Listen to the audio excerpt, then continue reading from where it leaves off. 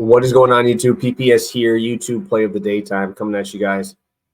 Two spots today that I really like. One of them is going to look a little bit familiar, right? We're going to have my boy Tanner Houck back on the slate here. Obviously, the game yesterday got rained out, unfortunately. So, recap from yesterday. Tanner Houck obviously didn't get there. Sanchez did lose, though. So we did get like minus 500. He was like 0.15. Spencer Strider is an absolute beast, man. Absolute beast. Over 8.5 Ks, minus 105. Dude came out with 100 pitches, had 5 Ks through 4 innings. And I'm like, this is dead. And hit like 60 pitches through there. Came back out with like 95 pitches and was an absolute monster. Struck out 2. Ended up getting us 2 9 Ks, 7 innings. Electric stuff. Probably the hottest team in baseball in the Phillies, man. He still found a way to get those strikeouts. So love the guy. Got us back over that 500 after a couple of them. I'm not going to add the one on the minus 500. That's just not what we're going to do there. So I guess let's start it with one we already know. Tanner Houck. Talked about it yesterday. Phenomenal against righties. Yankees middle of the pack in day game numbers. OPS, batting average at 230 during day games as well, which we like. And I'm assuming we're going to see a lot of righties like we did in the last night's lineup if they would have played.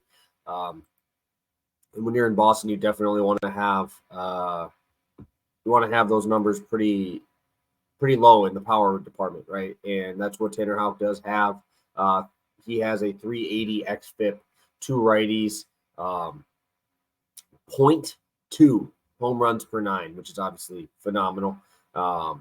Look over at it, even against lefties, he should be better, right? 6.09 FIP, 4.2 xFIP. So we are expecting positive regression there for Tanner Houck. Really like him today against this Yankees team. I know it's in a hitter-friendly park. I know it's a day game, right? The ball should be traveling, but probably 7 righties, right? And one of the lefties is going to be Austin Wells, probably, who's really struggled. Florial obviously had a good game last time out, but still very young guy. Houck's stuff is disgusting, and I think 3 earned is a little high for a guy like him in this spot. Chase Anderson facing off against Logan Webb in Coors. I mean, not much else I got to say on that. Minus 700, I think, minus 750. So I would have liked yesterday's with the plus money, but minus 120 for this spot. Backing Logan Webb. I know it's not in San Francisco, but I still obviously like him over Chase Anderson in a spot where he does struggle with left-handed power. You're going to see a ton of lefties here in the platoon switch. That is the San Francisco Giants. So really like this spot for Houck again, and hopefully Chase Anderson keeps it there. This one, I don't think many people are going to like. Well, I like it, and those are the ones I definitely want to do. And this is the earliest game, so lock this one in, guys. Lock this one in right away once you hear it. Nationals, first 5 under 4.5. We are heading to Pittsburgh, baby. Heading to Pittsburgh. We have the Nationals facing off against the Pirates. You can see right here, minus 4 under 4.5, minus 120 here on the Houck. Chase Anderson, 4.5 right there. So, love this spot, actually. A lot more than I thought I would. During day games, the Pirates are actually the second worst team in the MLB with a 649 team OPS, which is really bad. Nationals, not too bad during the day, but I definitely think the pitching edge goes to the Nationals there. Mitch Keller at home has been very, very good. 395 xFIP, under a home run per 9 innings, 227 batting average allowed. Just a very good pitcher at home. Obviously, I know he's had his struggles here in the second half, but the xFIP is still almost a full run lower than his actual in the second half, which means I should be expecting positive regression here. For Keller, obviously phenomenal stuff. He's got a 3.18 ERA at home versus 5.15 away from home.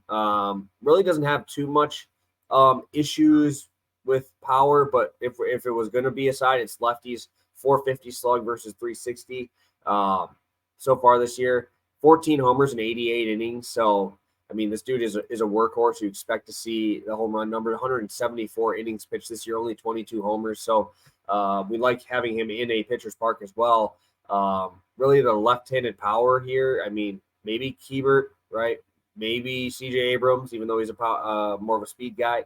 But not really worried too much about the power from the left side, right? I'm usually more worried about Lane Thomas, Joey Meneses, and those guys coming from the right side. So I think Mitch Keller can do his job here. And like I said, I love this park. You go to Josiah Gray, home versus road. You guys know the difference, right? 3.08 on the road versus 5.83 at home. Only 8 home runs allowed on the road so far this season for Josiah Gray in 87 innings. That is phenomenal.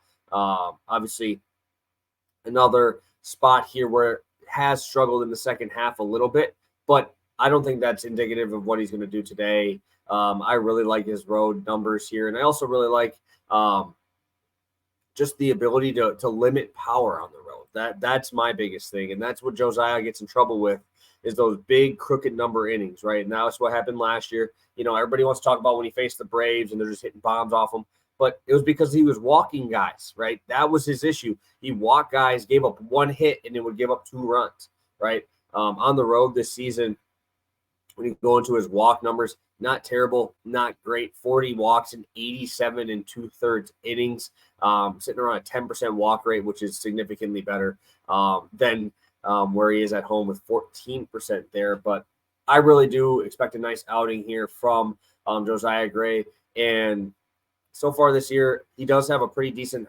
fly ball rate, right? To lefties, 47%, 34% to righties. But again, I love this park for that, right? This park definitely will play down power to both sides. And I think that's going to really help out Josiah Gray to keep this number down. And if he does give up homers, hopefully he's able to keep that ball in the zone and not have to worry about giving out the free passes there. So I really like this spot. Nationals, first 5 under 4.5, -115. First game of the slate, starting in about 2.5, 3 hours there. So recap, Nationals, first 5 under 4.5, -115. Tanner Houck, under 2.5 earned, with Chase Anderson, no win at -120, guys. Thank you so much for tuning in. If you could, hit that like button on your way out. If you want to see my Thursday night football picks, they are over on Pass the Prop. You should be seeing something pop up here shortly. That will show you where to find it. Really, really excited for that one. I love all you guys' support on those Pass the Prop videos. The viewership on that is awesome.